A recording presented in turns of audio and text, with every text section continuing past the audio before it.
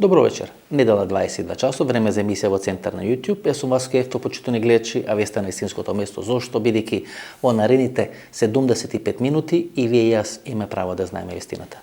Вечер во вистината ќе побараме од ПСЈ албанец кандидат за премиер Насер Зибери, или јас како го дефинирам црната кутија на албанските процеси кои се случуваат последните 30 години во Република Македонија, бидејќи без малку да не постои политички процес од или рида, рамковен договор и кампањата Албанец за премиер, каде што не учествува Насер Зибери. Првата емисија или вечерашната емисија трае некаде околу 76-77 минути. Погледнете го интервјуто со Насер Зибери, сигурно нема да зажалите. Насер Зибери, добро вечер. Добро вечер. Дуи води кампања, тој доаѓа. И еве го Насер Зибери во емисијата во Центар. Благодарам на поканата. Доаѓа ли Насер Зибери како ПСЈ, премиер на македонската влада? Тоа беше кампањата 2020 година.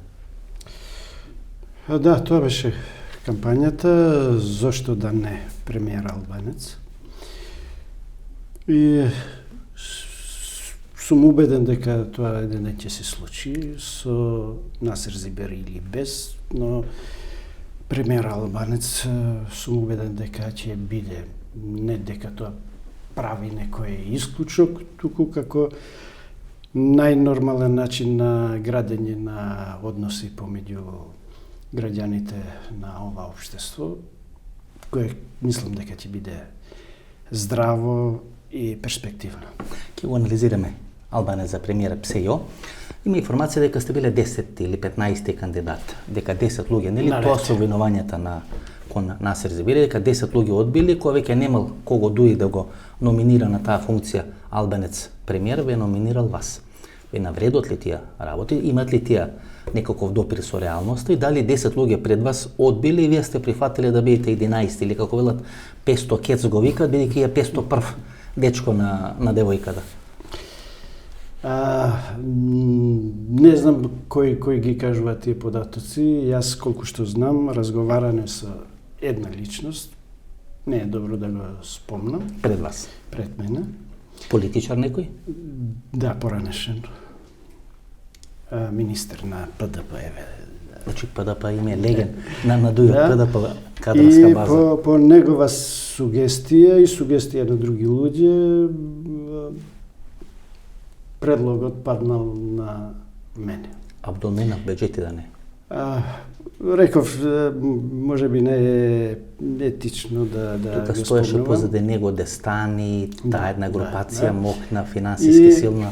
Уствари, јас пред да се слушнам со господинот Амети, од него бев контактиран да ми ја образложи идејата и зошто е добро да прифатам. Добро, Зибери, бевте кандидат за премиер, всушност шпицен кандидат за премиер, или тоа денес е модерно, имаше два шпицен кандидати на изборите 2020, Мицкоски кој не беше носител на било која или на ниту една листа од ВМРО во 6 изборни единици, вие, значи два шпицни кандидати.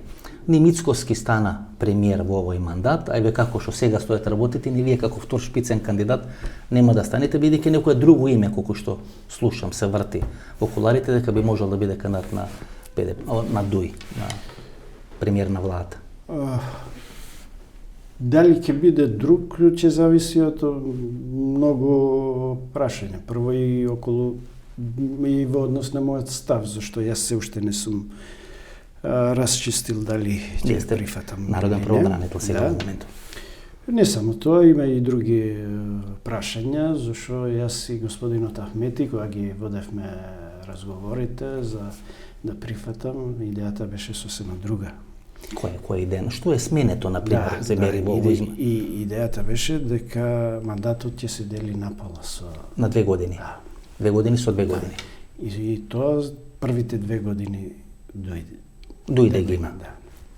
Тоа значи не е исполнето? Тоа не е исполнето, па после тоа разговаравме дека во ситуација кога тоа е неизводливо, бидејќи аргументите на другата страна биле силни, што е точно, имајќи го во предвид бројот на пратеници. Победникот на изборите, така нато. И идејата после беше 1 година, со тоа што повторно би била првата на ДУИ. Да. Значи сите тие. Значи не се предусловите исполнети. Да. Забери, вие... И не само тоа, значи има неколку аргументи кои одат во прилог на идејата да се два пати размисли. Добро. Последните 90 дена се Протоколар. влада во оставка техничка, а влада во оставка, значи не можете со полн капацитет да функционирате и да донесете одлуки. Вие треба да бидете некој Наке Кјулев. Ајде, фигуративно, нели метафорично. Треба да бидете некој Наке Кјулев на премиерска, како што беше Наке Кјулев на министерска повеќе пред тоа беше Спасовски, па пред Спасовски беше Димитриевски и така натака. Значи, знаете, бете кандидат за премиер, а се задоволивте со народен правобранител. Ве поцени, ве понижили малку со таа функција кој ви дадо. Знаете, реално очекувањата беа многу повисоки ако вие нели претендирате за Мон Блан или за Монте Еверест да бидете премиер, прв албанец премиер, одеднаш префаќате да бидете народен правобранител. Дали сте помалку реакционен, бидејќи тој е клучен, значи ако се свртиме на нас за 20 години, според мене ниту 2006 година не била толку критична за Али Ахмети колку што беше 2020 година. Конфликт со Зоран Заев. 2016-2017 година, иако победува ВМРО, победува и дуи не прават влада, телефонски позиви велат дали од Калето, дали од некоја дестинација слична на Калето. И 2020 година Зоран Заев, во наводници кој е миленик на меѓународна заедница, влегува во конфликт со дуи. Кампањата не се води СДСМ против ВМРО ДПМН, кампањата се води СДСМ против дуи. Тоа е најкритичниот момент во кариерата на Али Ахмети. Вие го спасувате Али Ахмети.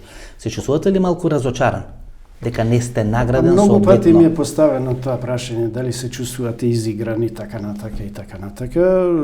Не, се морам вистината да ја кажам.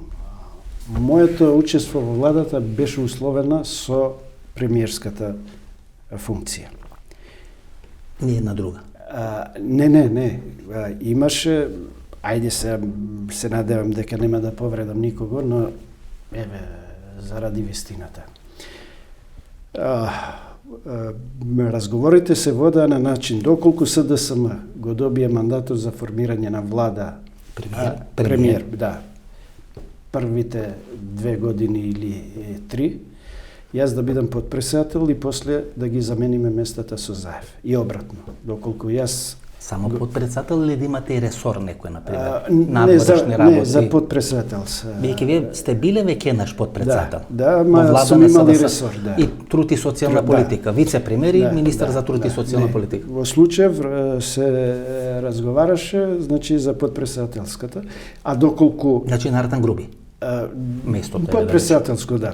Муса Џафери, Артан Груби, Абдулаки Мадемин, или? Да. Клучниот играч на Дуи, всушност. Или обратно, доколку Дуи го добие премиерското, да, Заев да биде подпредседател во тој период и после да се направи рокада на место. Демири, многу малку знае. Значи, ова беше договор. Тоа беше на маса ставено. Но за волја на вистината, веќе ви кажам, како што се водеа преговорите, господинот Ахмети седнуваше на маса со мене. Ме информираше. Да, ме информираше за текот на преговорите, за позициите и така натака. И кога веќе стигнаа преговорите во оваа фаза која стана и договор, ми рече толку можеме, од X причини, не мора да ги изнесувам сите причини и фактори кои влијаат на тоа, ми вика сега повели. Сакаш подпредседател, министер за правда, три ресори ми понуди. Министер за правда, значи? Да, подпредседател на влада, министер за политички систем. Не, реков, надворешни работи? Не. Или надворешни не ви го нуда? Не. За тие позиции не сме разговарали. Вика повели, реков не, бидејќи разговорот како што го истакнав пред малку, беше јас да бидам премиер или заменик до време. Бидејќи тоа не се издействува, не сакам да бидам член на влада. Толку беше. Дебери, многу мина или малку луѓе знаат дека вие стоите за Бранковиот закон, или тој Бранков закон 97 година. кој остана на некој начин печат на кариерата на Бранко Цренковски околу вработување со придонеси кои државата ги плаќа на тие кои се првоработени. Да, и тоа беше прв проект изведен на тој начин. На тој начин. И секој сте важеле за најблизок од структурата на албанските политичари до СДСМ. Велам, таа 2000 година е доста критична за Али Ахмети, бидејќи неколку месеци после тоа Хашим Тачи, Кадри Весели, целата таа екипа на УЧК од Косово беше испратена во Хашкиот трибунал. Па имаше некои подготвителни разговори на Али Ахмети во Приштина, како што објавија медиумите, по на афера со жолта куќа и така натаму, Маратан Груби дали приведол или не приведол. Значи тоа е еден поприлично кревок период за Али Ахмети, кај што Али Ахмети може да остане надвор од власта. Зоран Заев води една брутална кампања. Тоа е конфликт на оние два концепти. Едно општество за сите на Зоран Заев врз база на на таа стратегија, на тој концепт. Зоран Заев осви 30-40-50 или албански гласови на изборите 2016 година и ПСЕО албанец премиер кој го водеше Али Ахмети. И всушност политичката кариера на Зоран Заев не е запечатана со локалните избори 2021 година, според мене мислам дека е запечатана со изборите 2020 година, бидејќи расчистуване со заробена држава само со ВМРО ДПМН без ДУИ всушност беше пораз за Зоран Заев и за СДСМ. Да, точно. Изборните платформи на СДСМ и на ДУИ на изборите во 2020 беа контрадикторни. А владени партнери? Да. Значи, едната структура нудеше општество за сите или држава за сите и така натака, другите етничкиот елемент го истакнува како мамка за привлекување на што поголем. Меѓутоа, и двете партии после пристапија многу прагматично. Формираа влада. Да, формираа влада, со тоа што и едните и другите отстапија од првичните концепции кои ги нудеа на изборите. Добре, сигурно. Кога ќе говорите албанец за премиер, тоа значи албанец од ДУИ или албанец воопшто, бидејќи таа коалиција на СДСМ, односно Зоран Заев и Билал Касами, која победува на изборите 2000 година, е составена од коалиција на македонски и албанска партија, тоа е партијата БЕСА. Дали кога говорите албанец за премиер, тоа по дефиниција или исклучиво мора да биде албанец од ДУИ, например, го Фатмир Битичи, излага Тито Петковски или излегува Тито Петковски, вели тој е најдобар албанец што во моментот може да биде кандидат за премиер, потпредседател на СДСМ. Дали албанското милје ќе биде задоволно ако има албанец премиер, но тоа да не биде од ДУИ? Или ДУИ ја има поклопено таа идеја, го има ексклузивитетот на таа идеја и ако не биде албанец од редовите на ДУИ или предложен на ДУИ, тоа значи дека не може да биде друг албанец за премиер.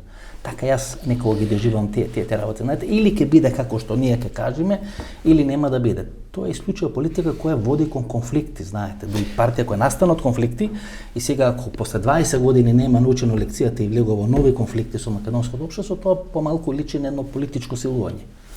Да. Идејата премиер албанец не треба да се третира на начин што ќе го задоволи формално етничкиот критериум. Рахманорина, например. Не сакав да бидам брутален, државотворен албанец. Да, не сакав да бидам брутален, но значи тоа е идеја. Премиер албанец значи премиер албанец кој го има легитимитетот на албанското гласачко тело. Тој не мора да биде член на ДУИ, но секако поддржан од политичката партија која ја ужива поддршката на албанскиот електорат. Мислите дека тоа е исправно? Знаете, гледате, имате дрите на... Не, дозволи уште малку да се дообјаснам. И затоа Ахмети на изборите не истакна член на ДУИ.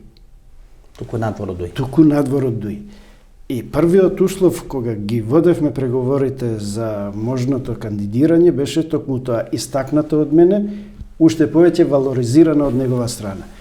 Јас можам да прифатам, но нема да прифатам членска книжка на ДУИ. Гледате, и со тој што друг е разговарано било од ПДП. Значи, два играчи од шинелот на ПДП, значи, која ПДП бил или најсилна политичка партија. Неговиот став беше токму поклопен со мојот став. Да, јас можев да истакнам било кој член на ДУИ, но јас сакам легитимитетот на истакнатиот кандидат да излезе од рамките на партиската фигура. Сега кога земе моделот на Дритана Базович, Албанец за пример. Значи има албанец во Албанија, има албанец во Косово, има албанец во Црна Гора или четврти албанец за пример би имало во Република Македонија. Меѓутоа кога анализира моделот на Дритана Базовиќ, србите најголем дел од своите барања во Црна Гора ги остварија преку Дритана Базовиќ, знаете. Ајде сега нели да ја префрлиме таа ситуација на македонски терен. Во една ситуација кога ние преговараме со Бугарија кај што е еден клучен идентитетски проблем. Значи со Грција проблем околу името, меѓутоа нема идентитетски клучни прашања. Ето овде е историја, па Гоце Делчев, па јазик, па правопис, па дали тоа историја, црква и коминтерновска творба и така натаму. Значи многу подлабоко задира во идентитетските проблеми. Кој бил албанец примери кој би ги решавал тие, се гледате колку има некои сомневања околу Бујар Османи. Значи, не велам дека, мислам дека македонска јавност би прифатила Албана за пример, ако тоа не биде натурено, ако не биде тоа како силување политичко и така натаму, меѓутоа имаше скепса околу Бујар Османи, како тој може да преговара за идентитетот на македонците во преговорите со Бугарија. Ако вие бевте некој Дритана Базовиќ, и ако тоа се случеше све со Бугарија, договори така натаму, тоа ќе релаксираше или ќе ја запалеше политичката, дополнително ќе ја загрееше како оган на бензинот на политичката ситуација? Длабоко сум убеден дека ќе ја загрееше. Но внимавајте, тој проблем ниту се реши, ниту можеше да се реши преку ноќ. За една година водење со извршната власт, раководење со извршната власт. Тоа е прво. Второ, настапот на првиот човек секогаш е многу битен во однос на давање доволно аргументи зошто еден став се прифаќа, еден не. И трето, мислам дека за некои прашања дури е покомотна позицијата на преговарач албанец за овие прашања во однос со Бугарија отколку на македонец. Зошто нема емоции. Нема емоции, растеретен од секакви предрасуди и од другата страна. И не отварате Гоце Даме, Питови. Не ги отварате, туку ако ги отварате, исклучиво ги отварате врз основа на аргументи, а не на емоции. Не на емоции. Например, гледате и Стево Пендаровски, кој за мене беше поприлично рационален политичар во еден временски период, сега потпадна по теретот на емоциите. Сега тој е всушност од говорам за председател на држава.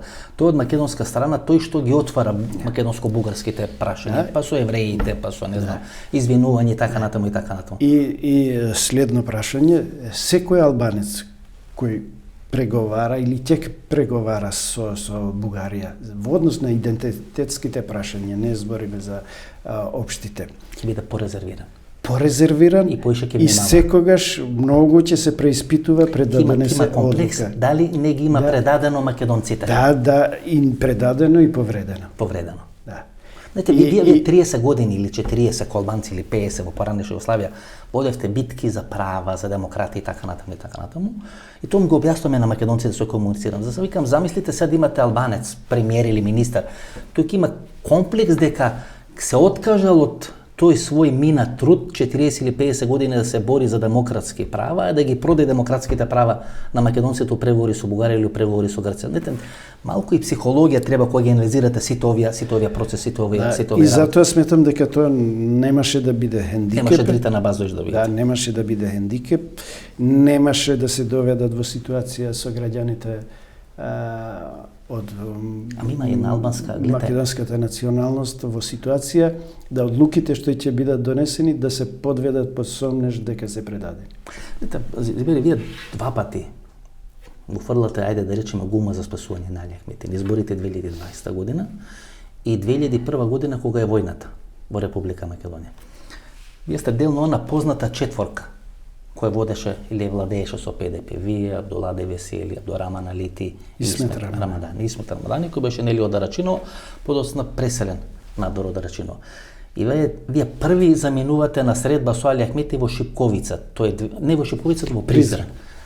Како оди, знаете, ја имам чувство дека всушност ПДП, како најсилна политичка партија велат и најинтелигентна политичка партија која албанците имат формирано во изминалите 30 години. Ако не се лажам, прв секретар генерален на ПДП бил македонец, бидејќи тако беше законот тогаш. Подпредседател беше. Мораше да има еден македонец, бидејќи партија тогаш не може да се формираат на национална основа. А можеби тоа е добро, знаете, бидејќи сите конфликти кои се случија подосна на просторот на Македонија и на просторот на Балканскиот или на поранешна СФРJ се настана поради тие националистички или национални агенди. Но да се вратиме, значи два пати му фрлата гума за спасување на Али Ахмети. И 2020 година кога се изборите на 15 јули, кога е така кршлива неговата позиција, и 2001 година кога одите на тие разговори, тајни разговори во Призрен. Кој ви ги организира тие разговори? Пред да се сретнеме со господинот Ахмети, ние имавме, јас, господинот Алити и Рамадани, неколку средби со тогашниот амбасадор на ОПСЕ во Македонија, господинот Фровик. Ричард Фровик. Да.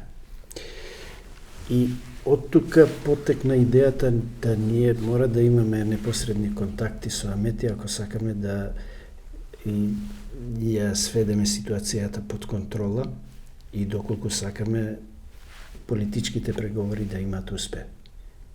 Бидејќи можевме ние да преговараме идеални договори, но доколку страната која беше со оружје, вооружена, не ги прикупи. Учек, командант и генерал штаб и така. Тоа ќе беше само една фарса. Кога ова? Значи, ако војната почна некаде март месец, а Фровик е во времето Нилинка Митрева, значи тој некаде мај-јуни, прогласен персона нон грата во Република Македонија. Во јуни беше прогласен, а средбите почна втората половина на април. Втората половина на април. Значи еден месец после почетокот на војната вие ги имате првите контакти со. И тогаш ја реализиравме првата средба во Призрен со господинот Ахмети, кој патем тогаш беше персона нон грата за кфори за ова, па терорист, или доаѓаше Џорџ Робертсон, го нарекуваше терорист, првиот човек на НАТО. Немаше слобода да се движи. Беше во Призрен. Како оди таа посета до Призрен? Тоа е организира организирано преку посредници, да. Преку ОПСЕ. Да. Односно ОПСЕ. Ричард Фровик беше поранешен офицер на ја организира средбата, беа посредници и луѓе од доверба, се разбира и на Ахмети. Призрен е направена Призренска лига, 1878 година. Има некоја символика или е најблиско до Македонија, каде што структурите под контрола на Али Ахмети може да доаѓат на територија на Македонија? Мислам дека нема символика, туку од практични причини најповеќе. Каде е сместен Ахмети? Може ли да се помина 20 и колку години? Па скоро 22 години помина од тогаш. Во простори кои се беа приватна собственост барем тогаш и во кои не можеше апсолутно да се посомнева ни еден субјект кој би имал интерес да открие. Не беа нешто да речеме со стражи, со ова. Не. Најобична куќа, Не, да, само што прилазот беше комплициран. Да. Што е комплицирано? Мора да помините неколку... Да, не беше јавно достапен, не беше... Косово е, нели, протекторат на меѓународна заедница. Беше. Значи, која Али Ахмети е тамо, има војна 2001 година во Македонија, значи дека меѓународната заедница, посебно, нели, тие што се задолжени за оној регион на Призрен, знаат и каде е Али Ахмети и кај се наоѓа Али Ахмети и ви организират средба со Али Ахмети.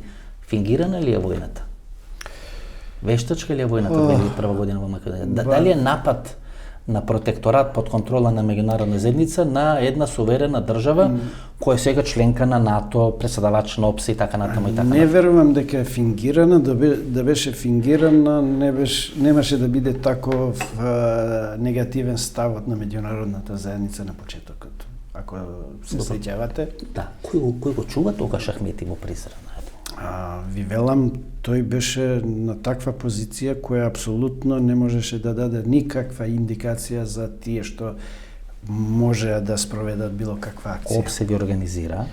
ОПСЕ бараше ние да воспоставиме контакт, за да може да имаат успех политичките преговори. Планот на Фровик Со тоа што вие знаете дека после господинот Ахмети ги држеше директно контактите со меѓународната заедница. откако веќе... Ајма, кога нели да им објасниме на граѓаните. 98 година се случат избори во Република Македонија, каде што ПДП, вашата партија и партијата нели на Арбен Џафери и на Мендух Тачи одат заеднички во коалиција. И ви имате 14 пратеници, ти имате 11 пратеници. Ако ви имате 14 пратеници, партијата на Арбен Џафери влегува во владата со Лјупчо Ѓорѓевски, нели оно скандирање на Арбен Џафери, Војвода, подосна беше нели 2006 година Мендух Тачи Војвода, оно скандирање што беше во Штип. Значи два пати кога се случува партијата која кај албанците победува и не влегува во власта, или има војна 2001 година, тоа се случува, или има одредена криза која завршува со договорот во Букурешт, односно недоговарањето во Букурешт и падот на владата и предвремени избори на Никола Груевски, потпишување на мајскиот договор и влегување на ДОИ во власта, победник со победник кој подоцна напуштен 2016 година. Тогаш вие не сте дел на власта, говорам јас 98 година, меѓутоа станувате во таа широка коалиција. Дали ПДП е тогаш мегафонот?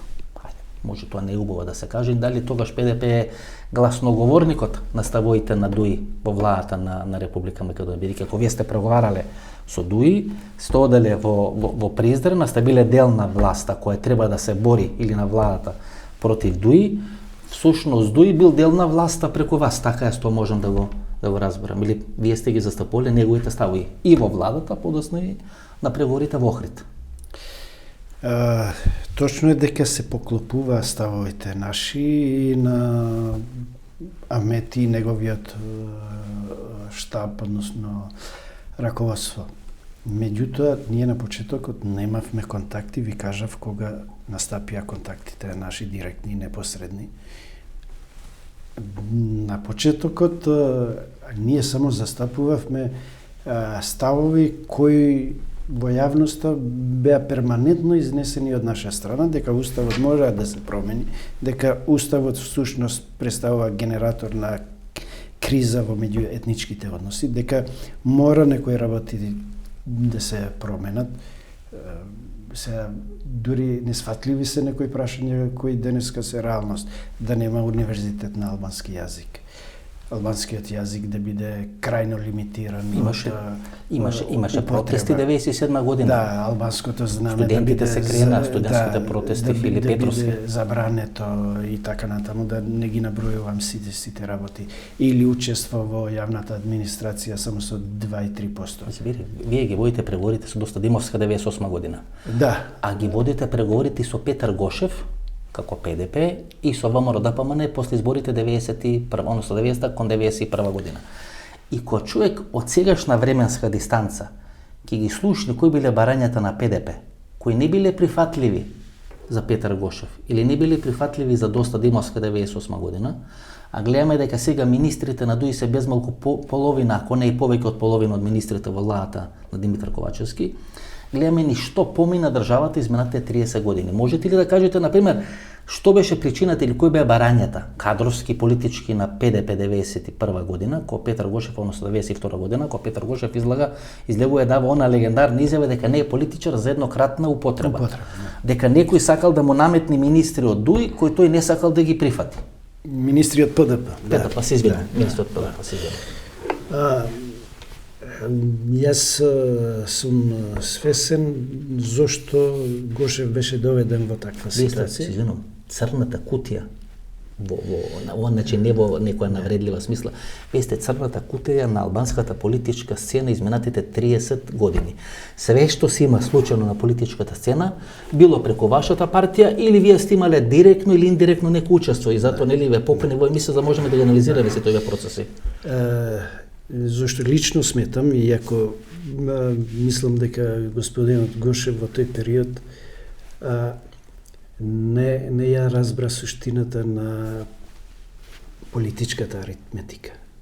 Дека мора во некој да се коалицира. Да се коалицира и да се попушти од принципилните ставови кои 61 глас. 61. Имаш си премиер, ги немаш не си премиер.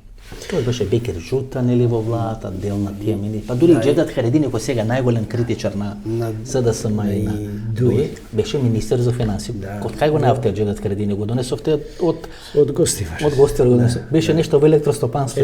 Директор на подружницата во Гостивар на електростопанство. Веќе он се представува како голем експерт, ги броел гласовите на Илирида, кој бил референдумот, дека тоа е свет на... Не ги броел, да. Шо броел, усвари, нешто броел, веројатно. Да, во таа организациона структура на Илирида, господинот Харедини не бил фактор. Ми знаете, како проаѓаат годините, сами си допишувате делови на CV-то. Не, делови на биографијата. Јас можеби делувам многу скромно, но во тој процес всушност клучната улога околу создавањето на таа идеја за политичко-територијална автономија на албанците, која беше по моделот на Карингтон, новиот проект за специјален статус на заедниците, таму кај што се мнозинство за србите во Хрватска, за албанците во Македонија. Леопардова кожа, така наречена леопардова кожа.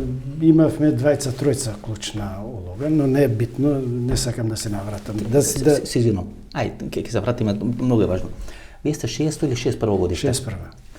И вие сте од Ласкарци, ако не сам. Да, од Ласкарци. Сега се тие места многу актуелни. Грчец, Ласкарци, кланот Грчец и така, нели? Кланот Грчец кој владее со Македонија, кој менува гарнитури, политички носи гарнитури, така натаму, дроги, кокаини, авиони, камиони, пресметки, пукања и така натаму.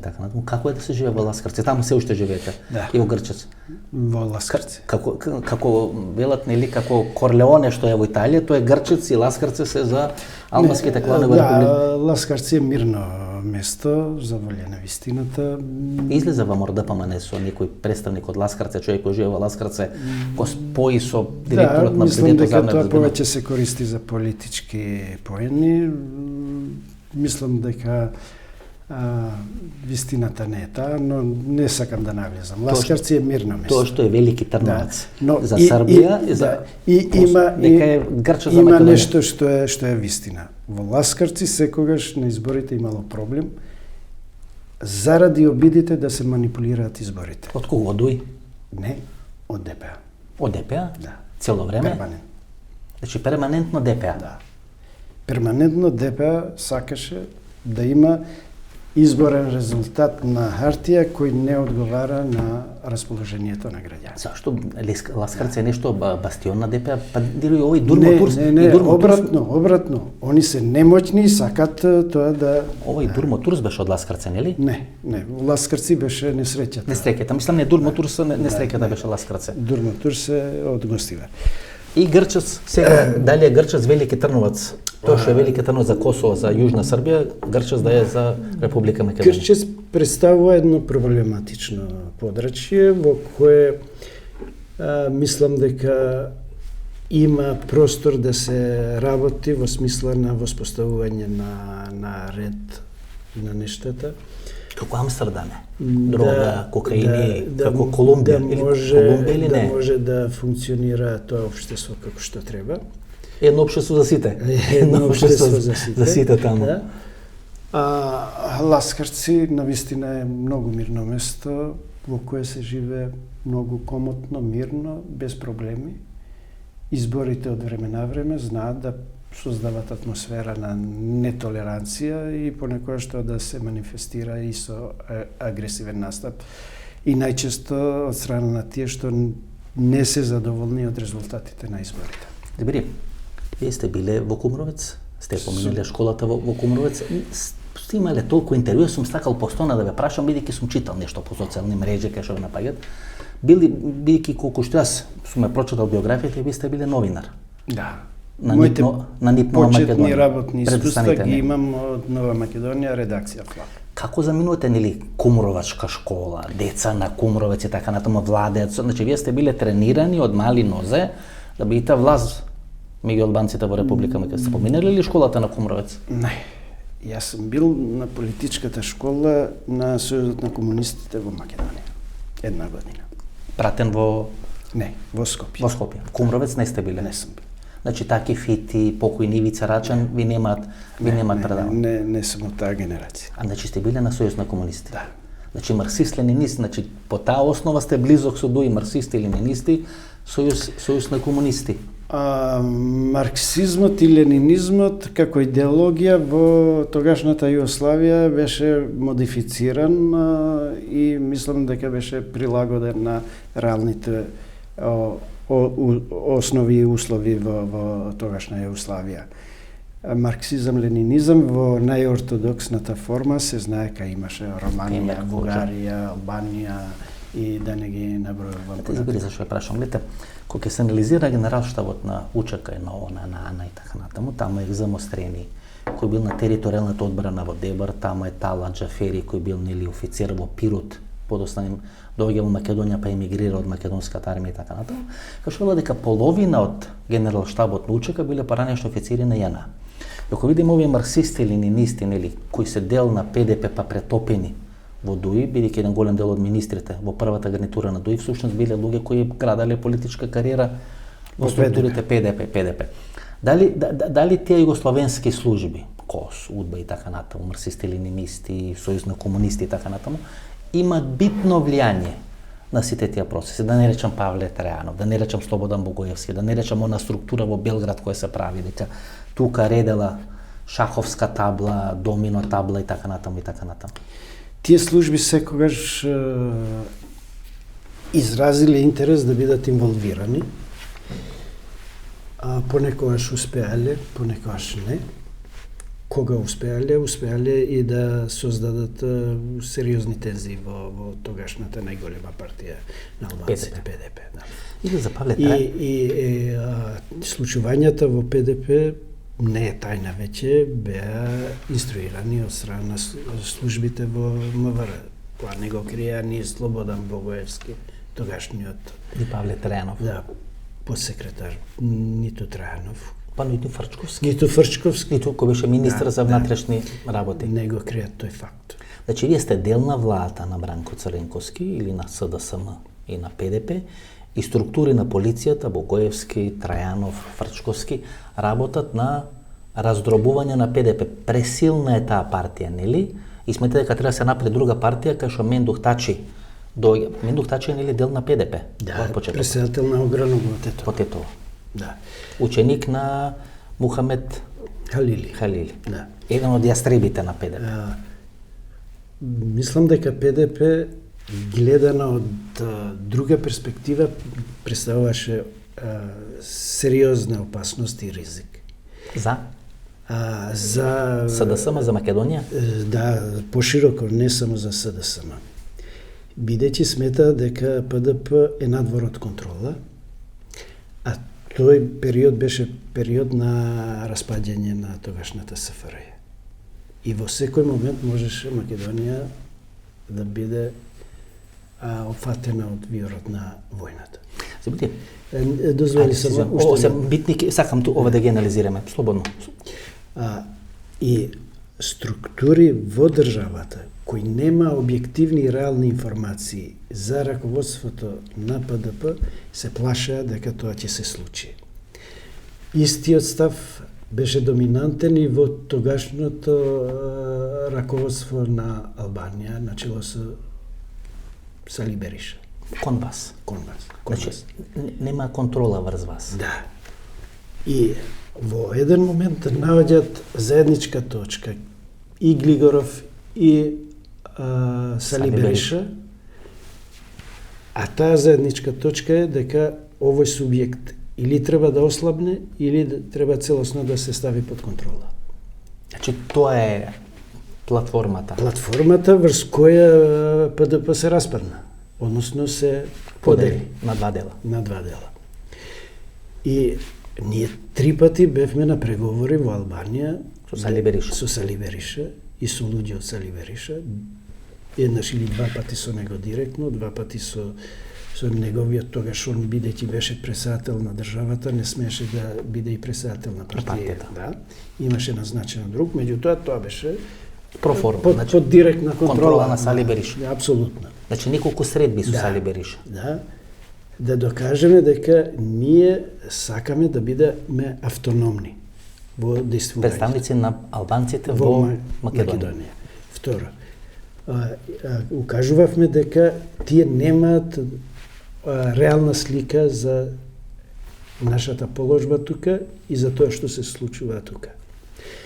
И трето, сакавме да ги разубедиме, а тоа го правевме и во Скопје на средбите со Глигоров неколку пати, зашто мислам дека Фрчковски и овие структури само спроведува политика на Глигоров. Значи тоа е политиката на Глигоров. Значи Глигоров е всушност каподитут идеаторот, на целата иницијаторот. А спроведува структури на МВР.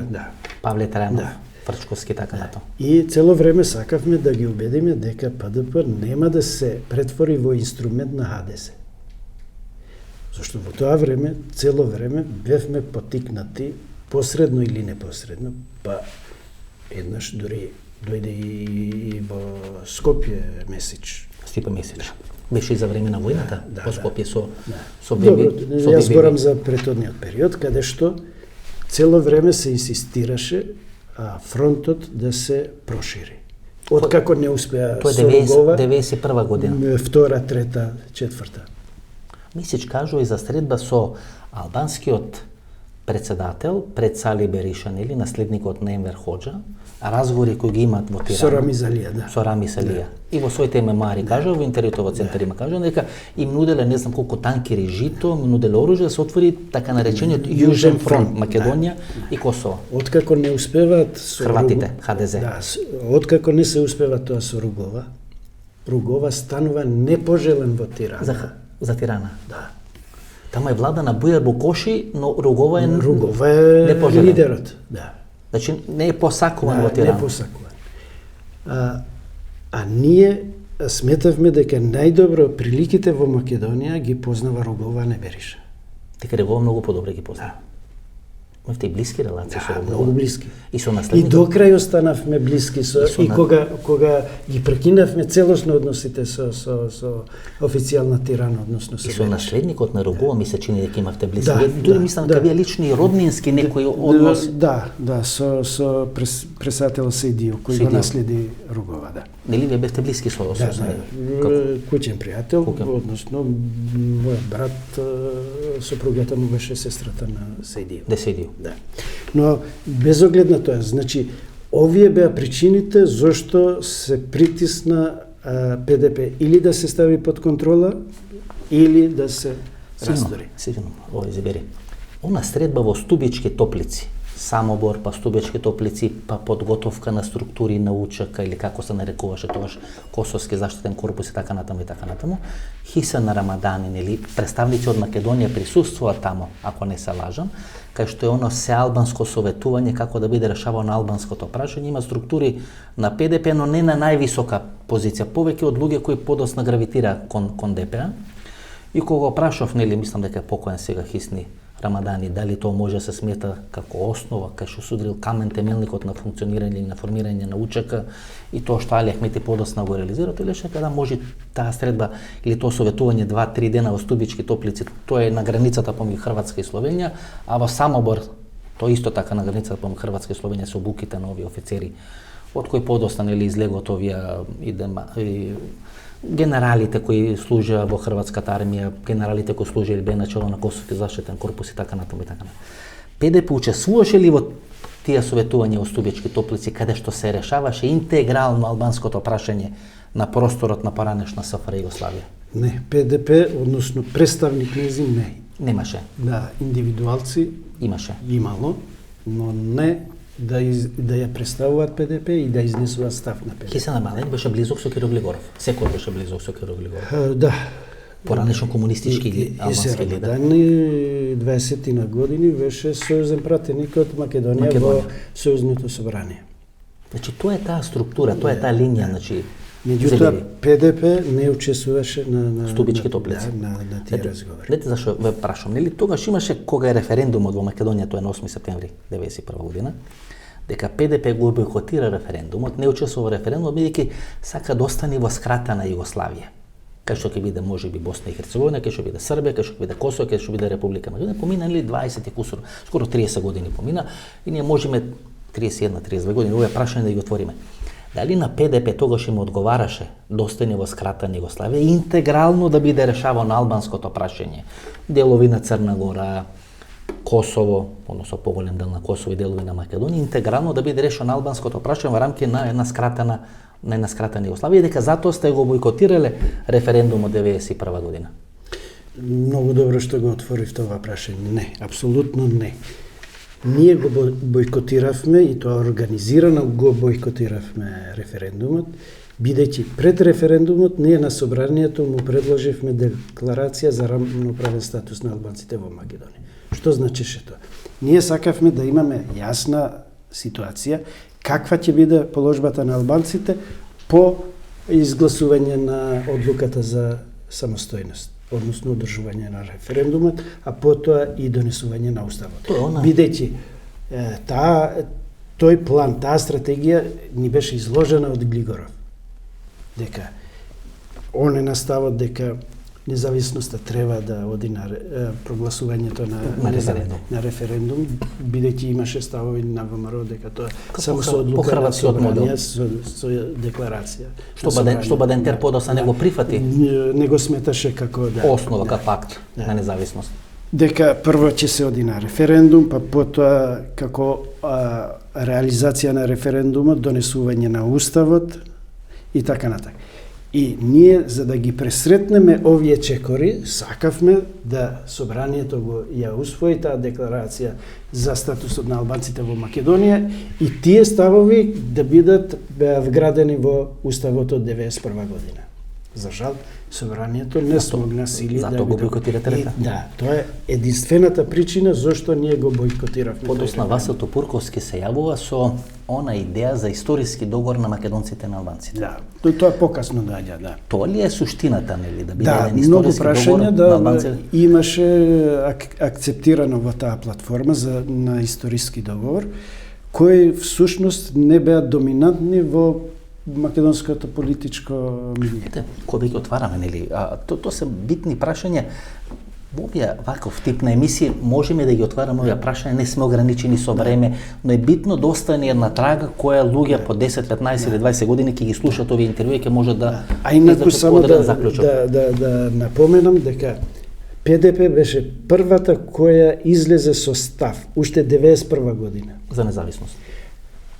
Дека доколку се случи Словенија и Хрватска да прогласат независност, Македонија мора да се осамостои и дека ПДП нема да прифати Македонија да биде дел од Србославија, така ја викавме тогаш. Значи тоа беше вашата платформа. Да, нашата платформа дека не прифаќаме Србославија. Дека вие пред ВМРО-ДПМН, пред Лјупчо Ѓорѓевски го имате тој став Македонија да биде независно, бидејќи нели тука сега е битката кој е првиот кум кој има дадено таа идеја, кој има прв кажано македонска репрезентација и така натаму. Не дека ние имаме авторство на таа идеја, но точно се насетува ситуациите како ќе се движат и дека Југославија многу лесно може да се распадне.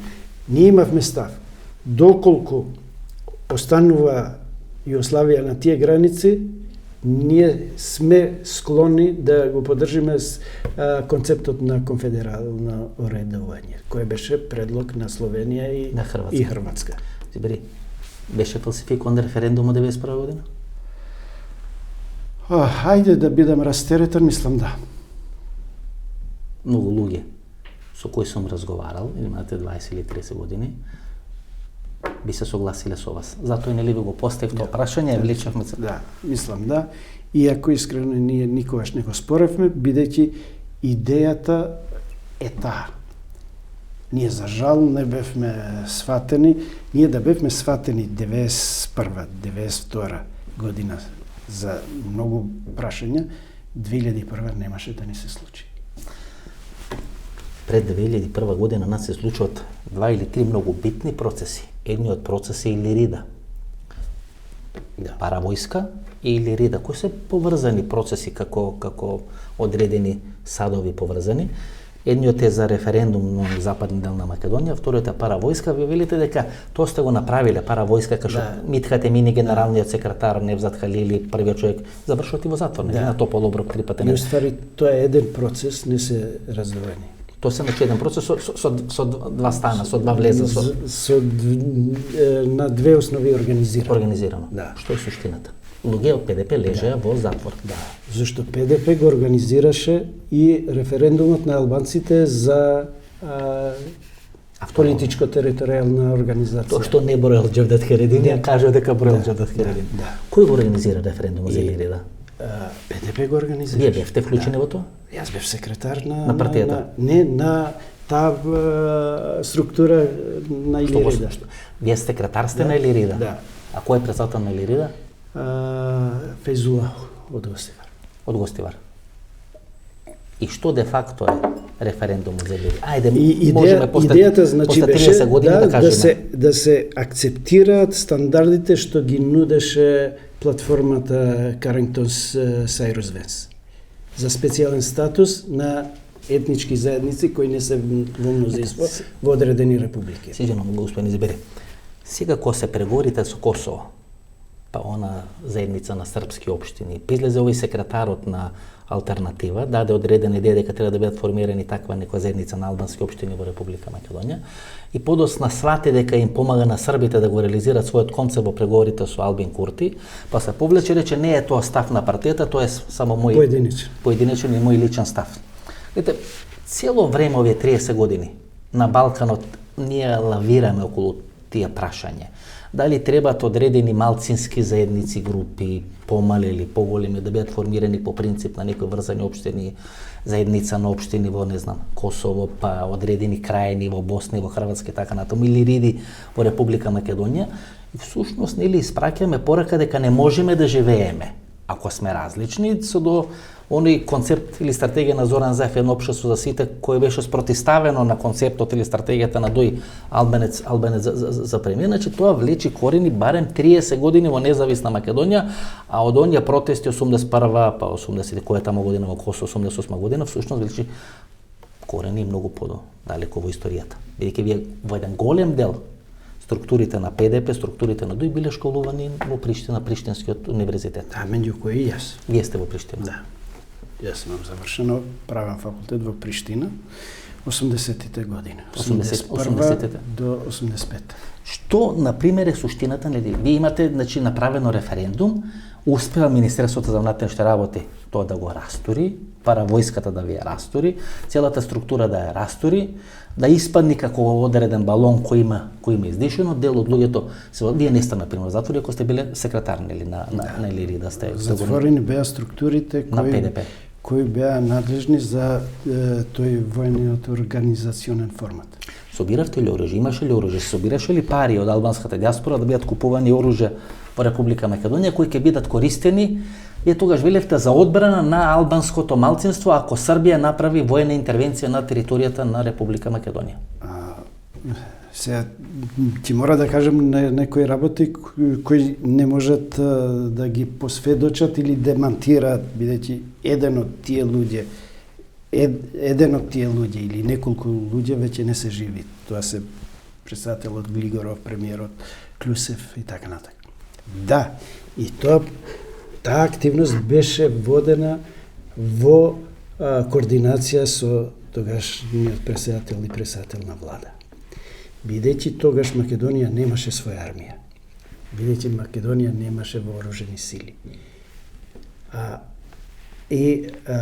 Апел, молба беше дајте да се заштитиме од евентуална инвазија од страна на ЈНА. Тука беше. ЈНА беше тука. Блако Јаджич и така, Ратко Младич. Аджич беше командант на 5-тиот армиски област на тогашната ЈНА, со седиште во домот на армијата денешен, тогашен дом на ЈНА Карши Собрание. Да. Значи сите овие генерали кои подосна по Босна, по Хрватска ги гледавме, потекнуваат од оваа армиска област. И тогаш не крие македонското раководство дека евентуален напад врз Македонија најбрутално ќе се одрази врз албанците. Тоа што на Косово се случи. Да. И тоа е така и тога сега покојниот повторно Митате Мини. Тој е генерален секретар. Да. И на суд при неговото судење неколку пати барал да посведочат председателот Глигоров, премиерот Клюсев, министерот за внатрешни работи Фрчковски. Андов беше вклучен во целта? Мислам дека Андов беше на страна од овие информации. Зошто? Не знам, но многу ми навела поради близината со Белград. Може би сигурно имал причини Глигоров зашто така. И се вади аферата паравојска. И во моментот, во моментот, значи, кога се губи довербата дека ПДП може да биде контролирана, кога се стекнуваат услови да се гледа дека ЈНА е насочена исклучиво на север Босна, Хрватска. Тогаш сметале дека треба да се ова расчисти, да се искористи како обид за вашо политичко и да се елиминирање, растурање. Расчистувањето на тие структури ќе значи и внесување на раздор во политичката организација, која беше многу монолитна, компактна и со големо, огромно влијание во албанската популација, која не се повторила. И во најдобрите времења Дуј ја немала таа поддршка што монолитност. Можеме ли да направиме една анализа да речеме моделот на ДПА? Моделот на ДПА кај што беше труење во тетовските болници, така натаму, значи еден поредикален модел. Моделот на Дуј оружје, па всушност политичкиот дел или политичкиот сегмент на учека напред политичка партија и моделот на функционирање на ПДП кај што сте паравојска или рида и така натаму и така натаму. Кој е поопасен модел? Кој е најопасен модел всушност? Која би ги анализирале работите од еден македонски аспект. Ние цело време нели ко потенцираме или фокусот го ставаме на Дуј, а јас секој сум сметал дека ПДП со начинот на делување е, условно речено, многу порадикална од структурата на Дуј, бидејќи ке вас со она клиентелистичка линија која сега ја гледаме кај Дуј. Не постоеше у ПДП. Вие бевте многу повеќе идеалисти, може би и да сте грешеле, може и да не се согласно со вас, меѓутоа клиентелистичката линија, пазите сега во Дуј, тоа е богата партија која може да контролира текови и процеси финансиски во Република Македонија. Ова битка со огнените во основа, освен местото на Али Ахмети, во суштината е кој ќе има контрола на парите, тендерите, така натаму и така. Ангажманот во политиката во тие години беше исклучиво од политички и идеалистички мотиви. Апсолутно клиентелистички мотиви немало. Еве јас ќе открием како станав пратеник во првиот состав. Јас бев председател на огранокот за општина Карпош, бидејќи Сарај тогаш беше под Карпош. Старата територијална организација. Да, една општина. И која требаше да се номинира кандидат за пратеник за Сарај, за тоа подрачје, под општина Карпош, ние гласавме тогаш тајно во председателството кое броеше 22. Од 22 членови на тогашното председателство на огранокот, само јас не го заокружив моето име, 21 други заокружиле кандидатурата на Насер Зибери. И вие колку на 30 години станувате? На 29 години станувате пратени. Сте можели премиер кој сте веќе Бранко Црнковски на 20 години. Значи исклучиво од идеали. И сега да не спомнувам и други моменти. Па ние не станавме дел од владата на Лупчо Георгиевски од причина што ние не прифативме без платформа да влеземе во коалиција. Што баравте например? Доста Димовска седна со мене и јас си ги бројам. Да, ама коалициониот договор треба да содржи службена употреба на албанскиот јазик, односно донесување на закон 98 година. Да. Легализирање на Тетовскиот универзитет, донесување на закон за употреба на албанското знаме и така натака, во главном овие. И во еден момент Доста Димовска ми вика: Насер, ова е неприфатливо за нас, зашто во исто време ние имаме партнер со ДПА. Партнер кој ниедно од овие прашања не го потекнува. Див ги интересират авиони, камиони, приватизација во Тетово, приватизација на одредени објекти во Полошкиот регион и така натаму. Шарско јагне, министри, сето тоа. Како што подосна следеше? Прво прашање во договорот, ослободување на Османи и на Демири од затвор и други прашања, кои ние сметавме дека не се политички, дека не тоа очекување на албанското гласачко тело. Добро, Зибери, ајде да заокружиме за Илирида. Колку војска имавте под контрола? Не знам, бидејќи на вистина јас не припаѓав и тие состаноци никогаш не биле заеднички. Колку гласачи албанци излегува на тој референдум, бидејќи беше прогласен дека е неуспешен референдумот, нели, од страна на македонска држава, не го прифати, имаше апсење и така натаму. Колку е процентот на албанци кои гласале на тој референдум за Илирида? Исто како македонскиот, 99,1. Значи, ако ова е фалсификат, значи ова е фалсификат референдум. Може ли во држава нешто не фалсификат да се направи? Като мислам да не нешто барем да биде на здрави темели, а не да биде на некој столбови или на некој цокле на кремвишли поставено. Да, референдумот кој го организиравме ние за автономија беше организиран нелегално во смисла на простор, на процедури и така натака, но едно знам, дека албанското расположение беше доминантно 90% за тоа. Начинот да се спроведе тоа беше невозможен, бидејќи ние тајно ги носевме гласачките ливчиња по гласачките места. Добро, Зибери, постоеше опасност албанците да се борат против македонците? Уште таа 92-93 година, да не се чека до 2001 година? Не, апсолутно не. Со Илирида, значи проектот бе? Бидејќи ние сметавме дека наша опасност е ЈНА и српскиот хегемонизам. Ние само бевме многу повредени, што од другата страна сметавме дека македонското расположение не е исто или слично и дека ние сметавме дека и за македонците подеднаква опасност е Белград и нивната хегемонистичка политика на Милошевиќ. Пред да ја прашам за Арбен Џафери, што барате од Петар Гошев што толку го изнервирате? Кои места? Тоа само 3 министерски места, мислам, ако не се лажам, ПДП бараше. Финанси. Финанси го баравте? Да. Значи, поради овој експертот од Гостивар кој стана министер за финанси, вие расторите. Значи, експертот од Гостивар ме запечати политичката кариера на Петар Гошев. Мислам дека Гошев, кажав и на почеток, требаше да свати дека политиката да е умешност на можната. Излеке треба да делиме интервјуто на два дела, првиот дел да заокружиме Арбен Џафери и неговото доаѓање во Македонија. Некој ви го донесе Арбен Џафери во Македонија, бидејќи никој не знаеше за Арбен Џафери, бил шеф на кабинет на Качуша Јашари, имал косовски релации, косовски врски, периодот на независност, осамостојување на Македонија, тој го затекнува во Косово и така натаму и така натаму. Одеднаш се појавува во Република Македонија 93-94 година, кога Мендух Тачи, тогаш младиот Мендух Тачи, кој е прв човек на тетовскиот огранок на ПДП, го прави проблемот и ја растура најсилната партија во Република Македонија. Џафери од заминувањето од Тетово на студии не се враќал да живее во Тетово.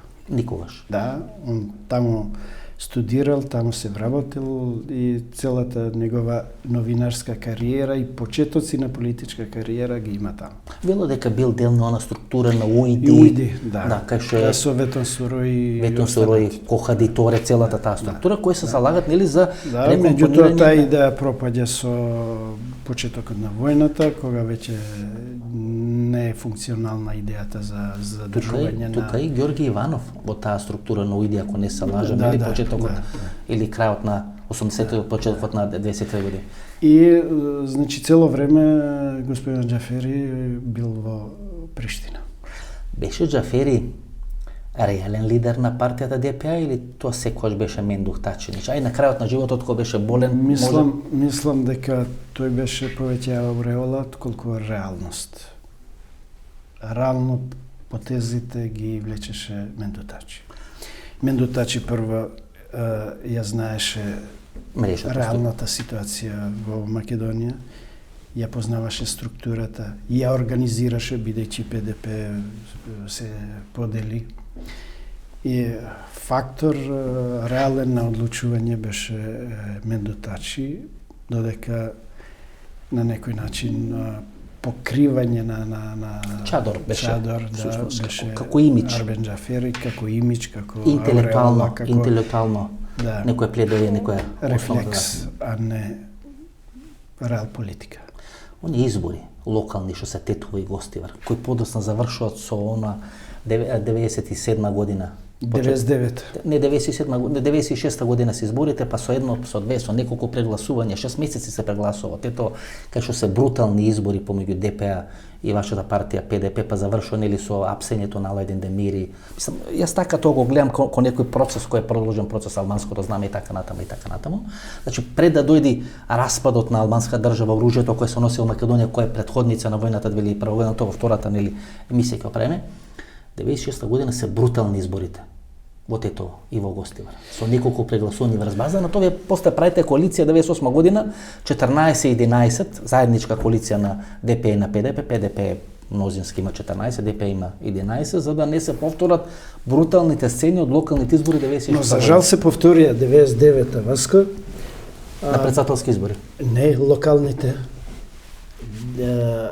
Тогаш имаше и жртви. Прв пат на изборите. 99-та година? Или 2000-та година. Затоа ме збунивте малце. 2000-та година се случи. 99-та председателските, кога се случи масовното полнење на кутиите. Со Борис Трајковски. Да. Омендур Тачи го прави. ДПА исклучува. Тоа беа некои бразилски резултати, некои кинески резултати, 100-0, Да. или од 800-0. Он охрабрен од силата што ја доби, односно несанкционирање на таквите избори, зашто реално требаше да се поништат тие избори. Председателските. Да, председателските во сите општини со доминантно албанско население. Бидејќи не беа регуларни. Тоа беше Нерегуларно, тоа не беа избори. Еклатантно Да, полнење да. на гласачките кутии. Охрабрен од тоа, он сакаше да го повтори на локалните избори. Во неможност, бидејќи во тој случај ПДП се надпреваруваше и ние ги чувавме кутиите, да. Имаше Он албански посегна фактор. по оружје. И затоа во Кондово загина младото момче. И да не ги Имаше и во да Чај, повториме, во одредени да, училиште, да. така натаму. Имаше загин. Имаше ранети, да. Имаше и во Струшките се и таму, така натаму. Значи беше прв пат брутално пушкарење на албанците на избори, политички избори во Република Македонија. Зошто? Зошто сметаа дека тие по секоја цена треба да победат. Кој ги инструираше, да речеме, да ги прават тие немири? Бидејќи тоа беше едно косовско сценарио, знаете. Луѓе кои се имат отруено, па млади деца, па излегуваат. Тие ги гледавме тие сцени во почетокот на 90-те години, па и 80-те години во Приштина. Нели, кога Приштина сакаше да покаже дека Белград е еден репресивен режим, со Арбен Джафери, со Мендух Тачи, преку ДПА тие сцени ги гледавме во Тетово. Гледавме во тетовските училишта, вие бевте на власт и всушност немавте одговор како да се справите таа радикализација на тој принцип е некоја интифада, ајде да наречиме, тука спроведена во Република Македонија, почнуваат со Мендух Тачи и со Арбен Джафери.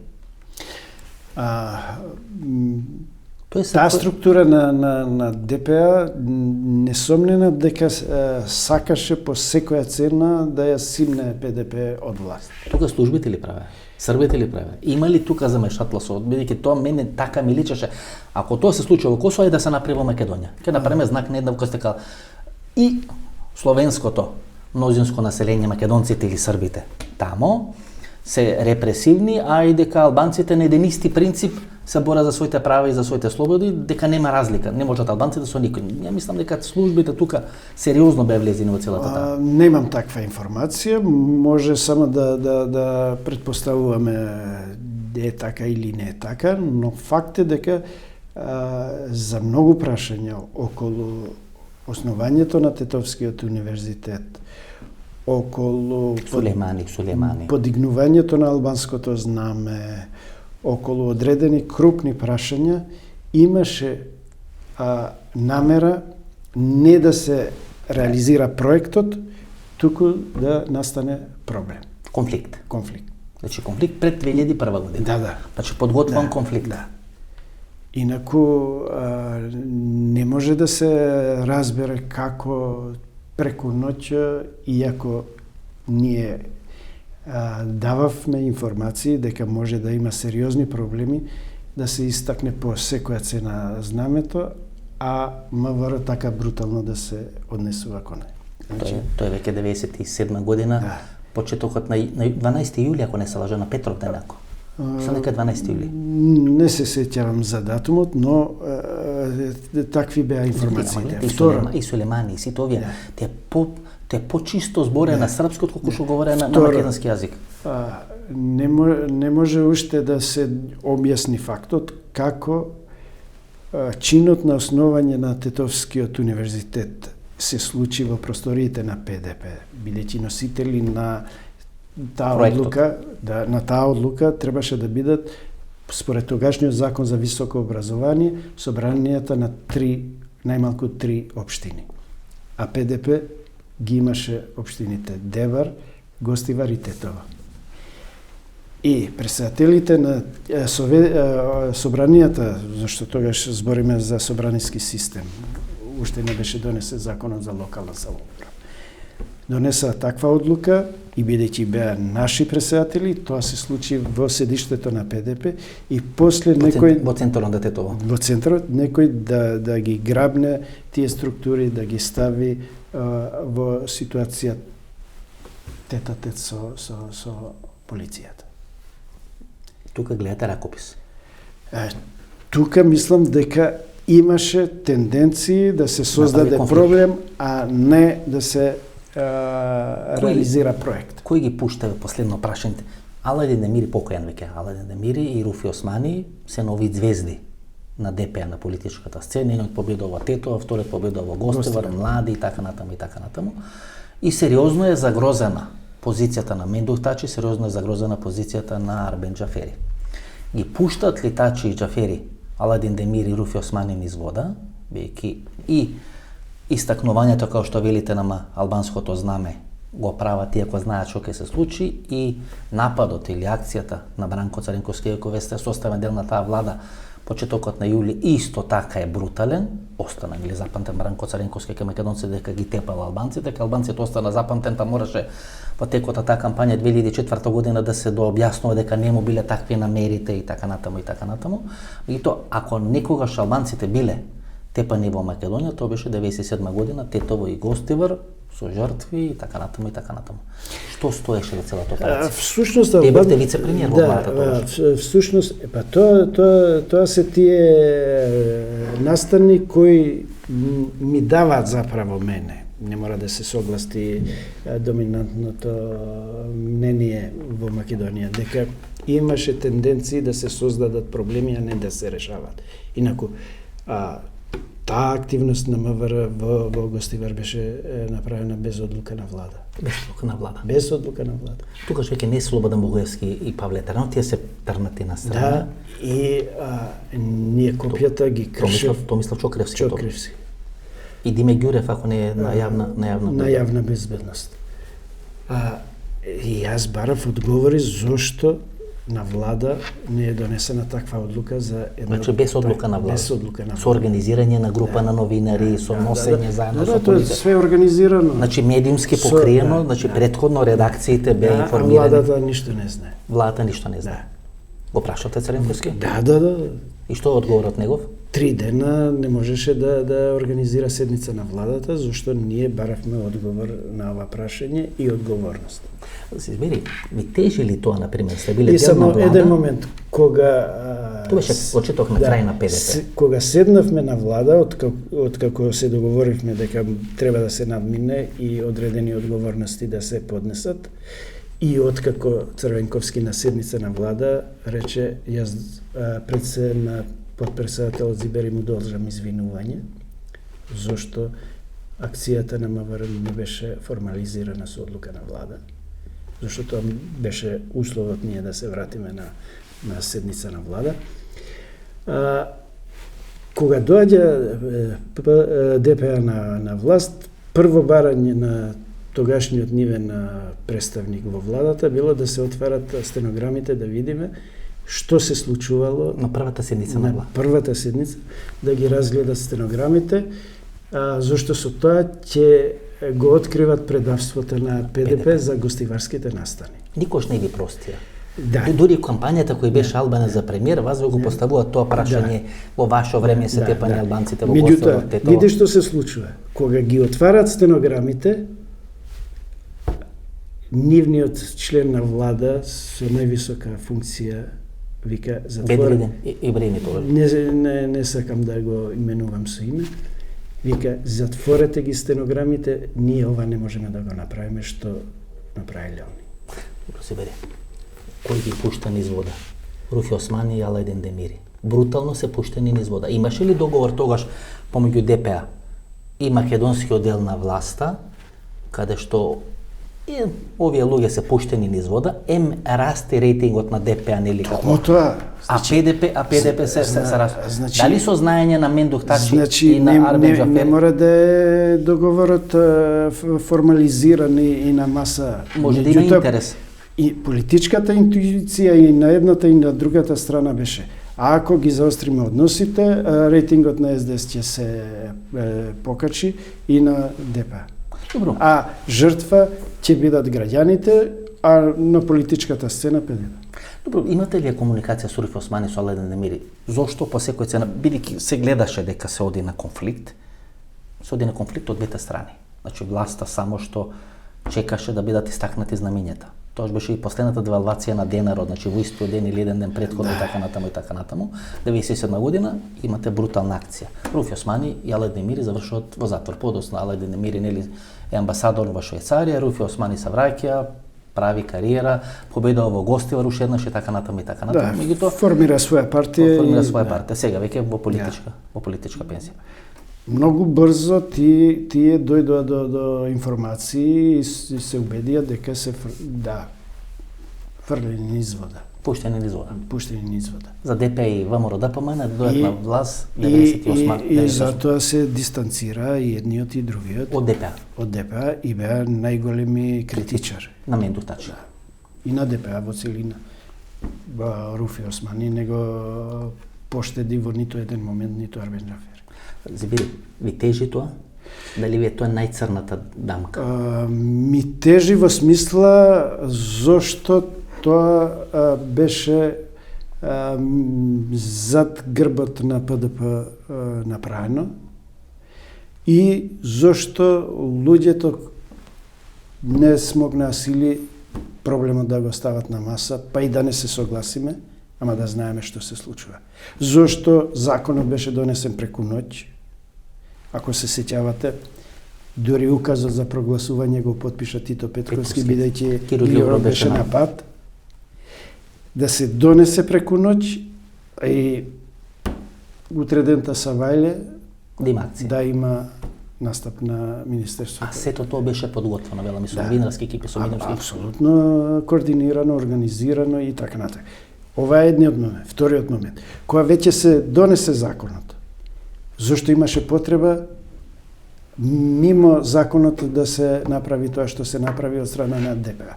Видете, законот го легализираше употребата на знамето. Но само во пригоди. Исто и како македонското.